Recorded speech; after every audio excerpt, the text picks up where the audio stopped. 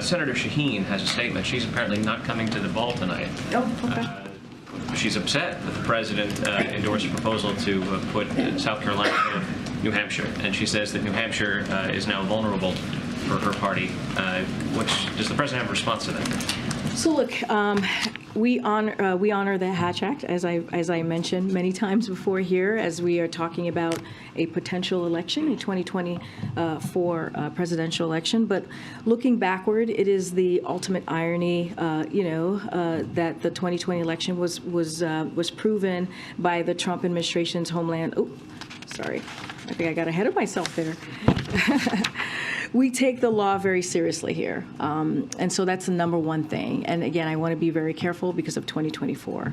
And it places strict limits on what I can say because of the Hatch Act about future elections and, of course, political party processes. I know I was asked this question many times before about the DNC, and so I've always referred folks to go to the DNC. But again, as a candidate in 2020, and as we have heard the night of the New Hampshire primary, Joe Biden was very clear that to him, respecting our diversity as a nation and breaking down barriers for our people is a fundamental principle.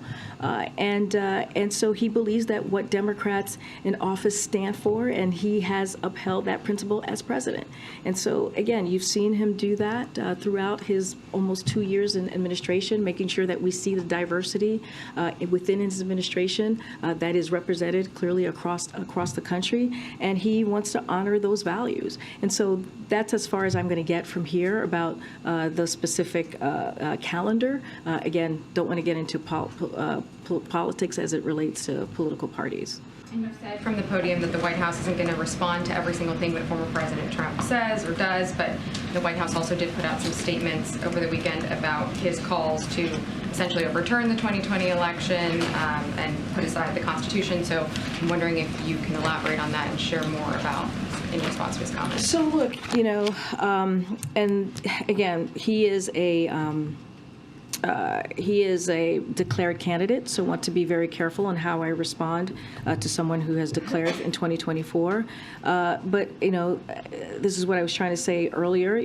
As it relates to 2020 and election conspiracy. Look, it's an irony, right? That 2020 election was that he says this because ultimately it was proven by the Trump administration's Homeland Security officials to be the most secure of all time. And not just the Homeland Security officials, it was also upheld by Trump's administration's Attorney General and by over 80 federal judges, of whom were nominated by Donald Trump himself. And so in 2022, the American people came together just past midterms and utterly rejected the dangerous conspiracy that we have been hearing, the big lie that we have been hearing from the former president, but also many Republicans. And so, look, American people have been very clear. They oppose the way that Republicans have talked about this. They oppose the violent rhetoric that extreme MAGA officials have engaged in, and so we should listen to what the American people had to say just a couple weeks ago.